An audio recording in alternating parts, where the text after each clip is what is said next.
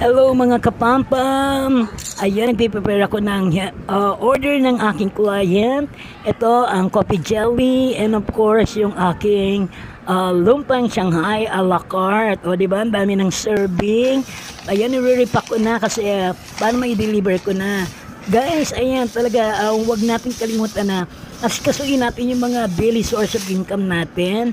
Ayan, pangalawa lang yung pagre-reels kasi syempre ito yung ating pinagkukunan natin ng ating mga pangangailangan financially.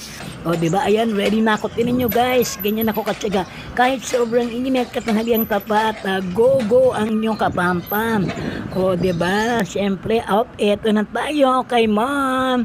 O, dineliver na natin. Yan, thank you so much. O, laban kayo. O, diba? Ganun lang, isang lakad pa lang yan. O, kapag may tiyaga, may nilaga. O, diba? Ganun lang. Kaya, tiyaga-tiyaga lang. Okay, pabalik na tayo sa ating home base. Oops! Ay, ganyan talaga ako kapag may nakita ko mga street cat. Mga street cat talaga, binibigyan ko ng pagkain. Actually, lagi akong may baon na cat food. Ayan, siyempre, pang thank you natin sa kanila sa good luck na binibigay nila sa atin. Ganun, diba?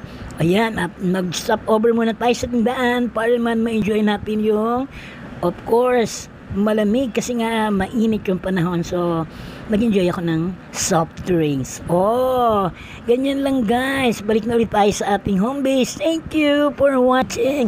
Bye-bye!